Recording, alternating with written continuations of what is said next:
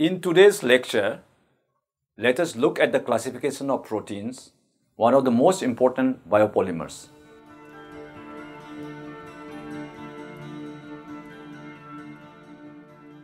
Proteins may be classified according to various criteria such as chemical composition, shape, functions, solubility, structure, and nutritional value. Let us now look at the classification based on chemical composition. Depending upon their chemical compositions, proteins may be categorized into three types. Simple proteins. These proteins are also called homoproteins. They consist only of amino acids. For example, albumin, collagen, keratin, globulin, etc. Based on their differential solubilities in water, organic solvents, and salt solutions, simple proteins are classified into several types such as albumins, globulins, prolamins, glutealins, protamins, histones, and albuminoids, etc., which we shall see in detail later in this presentation. The second type of proteins based on chemical composition are conjugated proteins. They are also known as heteroproteins. Upon hydrolysis, they yield amino acids as well as non-protein components called prosthetic groups. These prosthetic groups could be methyl ions, phosphate groups, or they could be pigments, lipids, nucleic acids, and flavins. They may be subclassified into mucoproteins and glycoproteins, chromoproteins, phosphoproteins, nucleoproteins, lipoproteins, flavoproteins, and metalloproteins. Now, let us discuss the category called mucoproteins and glycoproteins. Mucoproteins and glycoproteins have one or more carbohydrate units attached to the polypeptide backbone. Typically, the branches consist of 15 to 20 carbohydrate units, which could most frequently be arabinose, glucose, galactose, fructose, mannose, N-acetylglucosamine, and N-acetylnuraminic acid, NANA. Glycoproteins contain smaller amounts of carbohydrates, say about less than 4%, whereas mucoproteins contain comparatively higher amounts, more than 4% of carbohydrates.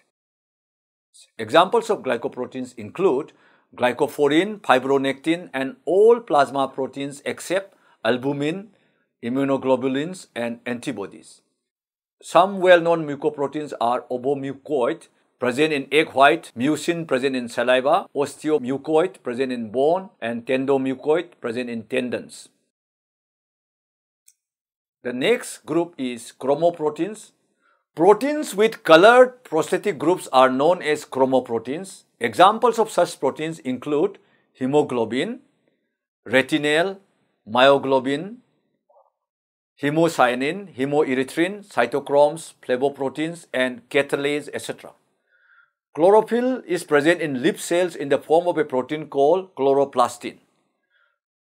The next group is phosphoproteins. These are proteins with phosphate groups attached to serine and threonine residues. Examples of such proteins are caseins present in milk, ovovitalin present in egg white, and phosphovitin. Nucleoproteins form the next group. These are basic proteins, for example, histones and protamins complex with nucleic acids. They are present in the nucleus as well as cytoplasm. These may be considered as the sites for the synthesis of proteins and enzymes. Examples include nucleoproteins in yeast and thymus, and also viruses, which may be regarded as large molecules of nucleoproteins, and the nucleohistones from nuclear-rich materials like glandular tissues, nuclein, etc. Lipoproteins form the next group. These are proteins forming complexes with lipids such as cephalin, lecithin, and cholesterol. They are soluble in water but insoluble in organic solvents. Examples include lipovitalin and lipovitalenin in egg yolk and lipoproteins present in blood. Lipoproteins are actually temporary intermediates in the process of transfer of lipids from the site of absorption to the site of utilization. The classification of lipoproteins is often based on the extent of migration of the lipoprotein fraction in a density gradient separation. Thus, the lipoproteins have been further classified into 4 categories: very high density lipoproteins, VHDLs. These have densities greater than 1.21. High density lipoproteins, HDLs, with density range of 1.063 to 1.21. Low density lipoproteins, LDLs, their densities range between 1.05 and 1.063. And the last category is very low density lipoproteins, VLDLs, with density ranging from 0.93 to 1.05.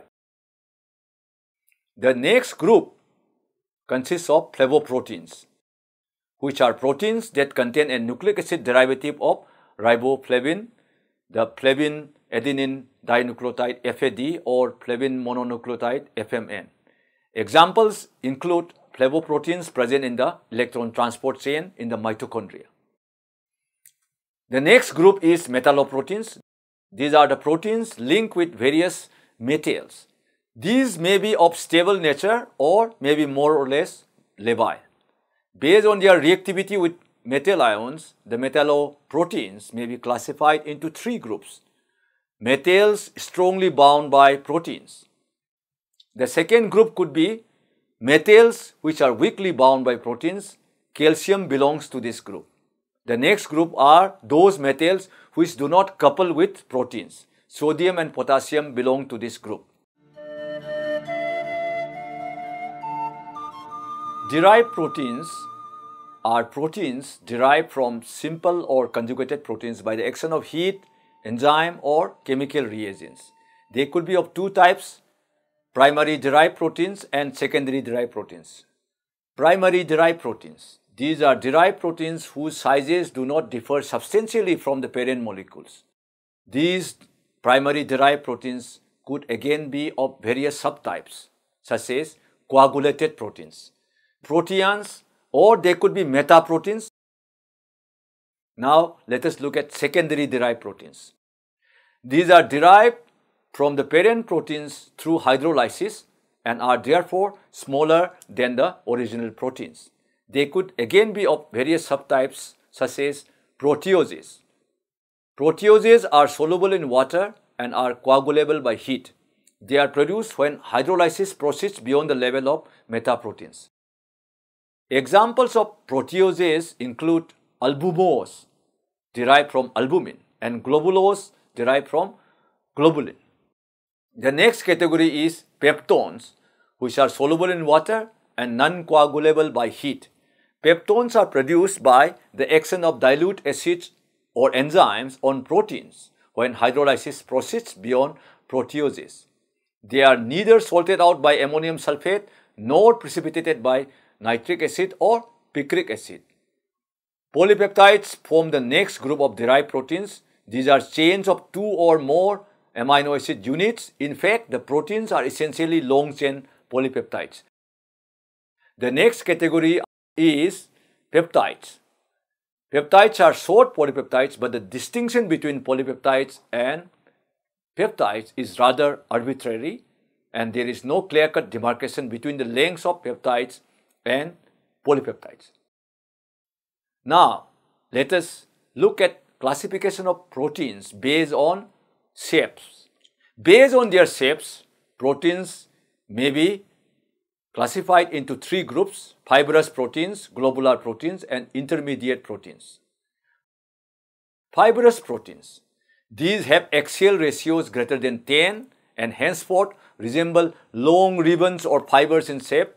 These are mainly of animal origin and are insoluble in all common solvents such as water, dilute acids, alkalis, and salts, and also in organic solvents.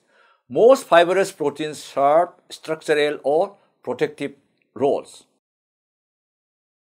Now, let us look at the next category, that is globular proteins. These proteins have an axial ratio, that is the ratio between the length and the width, of less than 10, usually not over 3 or 4. and henceforth these proteins possess a relatively spherical or ovoid shape. These are usually soluble in water or in aqueous media containing acids, bases, salts or alcohol and diffuse readily. Intermediate proteins. Intermediate proteins have axial ratios lesser than that of fibrous but greater than that of globular proteins.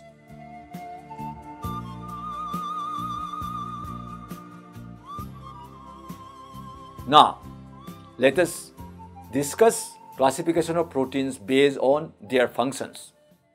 Based on their functions, proteins may be classified into various groups such as catalytic proteins, which are mostly enzymes. The most varied and highly specialized proteins are the enzymes. Almost all the chemical reactions of the body are catalyzed by these catalytic proteins. Urease, amylase, catalase, cytochrome C, alcohol dehydrogenase are some of the examples of enzyme proteins. The next category are transport or carrier proteins. Certain proteins, especially in the animals, are involved in the transport of many essential nutrients or gases to various parts of the body. For example, hemoglobin binds oxygen as the blood passes through the lungs and carries it to the peripheral tissues and releases it there to participate in the oxidation of nutrients.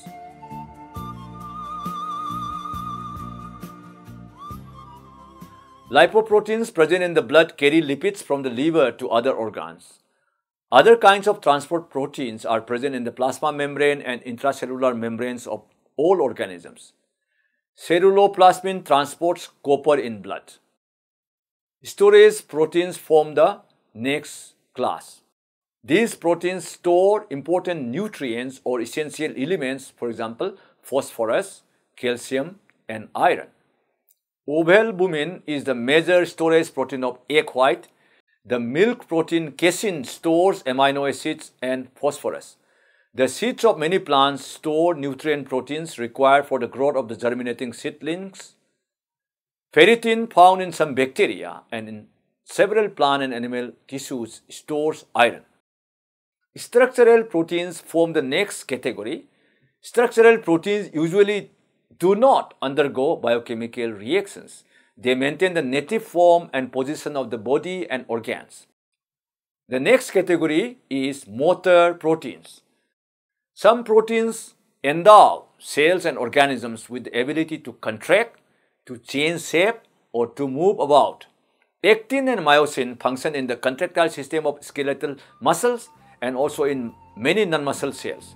Tubulin is the protein from which microtubules are built.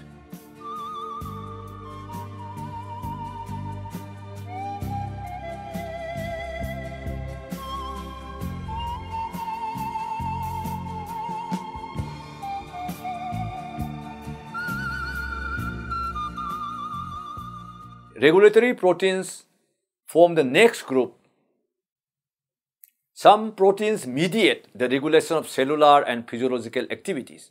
This group includes many hormones such as insulin, which regulates sugar metabolism, and growth hormone, which is required for bone growth.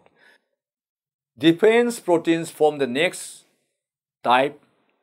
Many proteins defend the organism against invasion by other species or protect them from injury. The antibodies or immunoglobulins, the specialized proteins made by the lymphocytes of vertebrates, can precipitate or neutralize invading bacteria, viruses, or foreign proteins from another species. Fibrinogen and thrombin are blood clotting proteins that prevent the loss of blood when the vascular system is injured. The next group is receptor proteins. These proteins mediate signal transduction, acting as binding sites for ligands such as hormones. Examples are receptors for peptide and steroid hormones.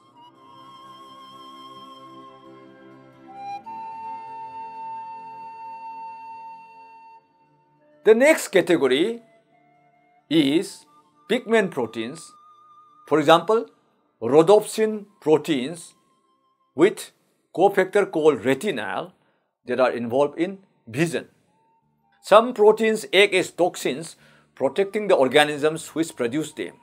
Examples include snake venom, bacterial toxins, and toxic plant proteins such as heparin and ricin. Nucleoproteins form the next group. These proteins associate with nucleic acids and regulate their functions. For example, capsid proteins of viruses, histones in chromatin, and ribosomal proteins in ribosomes. The next category is special proteins. These are proteins with special functions, and we will not deal with them in detail here. Designer proteins are proteins specially designed in the laboratory.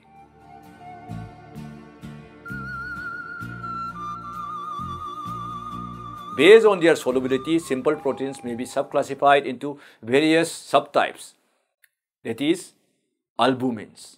Albumins are readily soluble in water, dilute acids and alkalis but coagulated by heat. Globulins. Globulins are insoluble or sparingly soluble in water, but their solubility is greatly enhanced by addition of neutral salts such as sodium chloride. The next category is prolamins. Prolamins are insoluble in water but soluble in 70 to 80% aqueous alcohol. Upon hydrolysis, they yield high amounts of proline and amide nitrogen, hence the name prolamin. Glutalins form the next group. Glutalins are insoluble in water and absolute alcohol but soluble in dilute alkalis and acids. They are usually plant proteins, for example, glutenin present in wheat. The next category is histones. Histones are small and highly basic proteins. They contain high amounts of basic amino acids such as histidine, lysine, and arginine. Protamins form the next category. Protamins are simple proteins which are soluble in water and are not coagulated by heat. They are basic in nature due to presence of large amounts of arginine. Let us look at the next category, that is albuminoids, which are also known as scleroproteins. These proteins are characterized by great stability and insolubility in water and salt solutions. They are called albuminoids as they are essentially similar to albumin and globulins.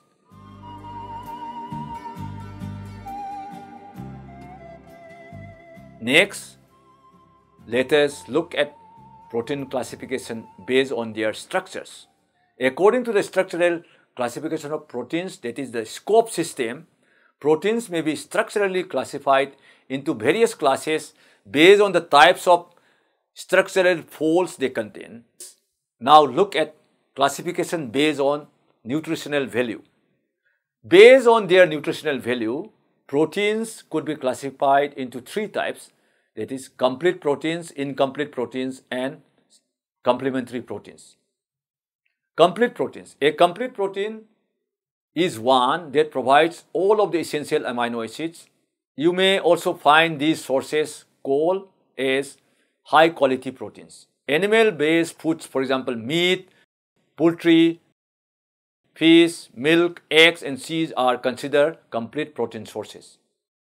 Incomplete proteins. An incomplete protein source is one that is low in one or more of the essential amino acids. For example, proteins derived from rice or beans. Next category is complementary proteins. Complementary proteins are two or more incomplete protein sources that together provide adequate amounts of all the essential amino acids. Today, we had a detailed look at the classification of proteins.